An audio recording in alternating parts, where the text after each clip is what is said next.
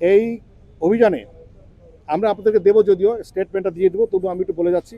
3টি আগ্নেয়াস্ত্র, একটি দেশীয় পিস্তল, একটা বিদেশি পিস্তল, একটি এলজি, 27টি দেশীয় তৈরি পাইপগন, 3টি পিস্তলের ম্যাগাজিন, 27টি অস্ত্র 30টি 27টি অস্ত্র তৈরির পাইপ, 61টি কার্তুজ, বিভিন্ন ধরনের প্রায় 1113 রাউন্ড গুলি, 11টি ককটেল বিস্ফোরক যেটা বলা হচ্ছে, 18টি হেক্সো ব্লেড যেগুলোতে কাটা বিভিন্ন জিনিস কাটা যায়, হাতুড়ি প্লাস রেঞ্জ, ড্রিল মেশিন সহ অন্যান্য অনেক জিনিসপত্র এখানে উদ্ধার করা হয়েছে।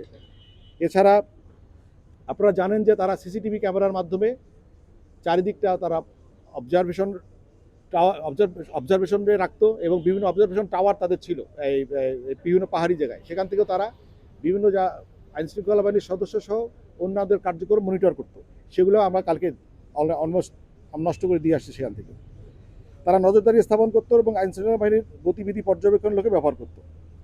অভিযান পরিচালনা করে হতাহতের কোনো ঘটনা ঘটেনি, এবং এখন এই অংশ আমাদের পুরোটা নিয়ন্ত্রণে রয়েছে।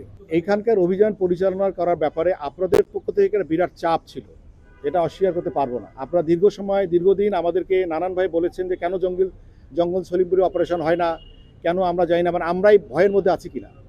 এই ভয়টা থেকে কাটানোর জন্য তো আমাদেরকে অপারেশন পরিচালনা করার প্রয়োজন। সর্বোপরি একজন র্যাবের একজন সদস্য নিহত হওয়ার পর থেকে, সুতরাং আমাদের একজন আইনশৃঙ্খলা বাহিনীর সদস্য নিহত হওয়ার পর থেকে আমাদের নিজের মধ্যে একটা আর্ট সৃষ্টি হয়েছে। আমরা যে ভয়ের কথা বলছিলাম, ভয়টা তো আগে থেকে সৃষ্ট ছিল, কিন্তু আমরা ভয় পাইনি বলে কিন্তু আমরা অভিযান পরিচালনা করেছি।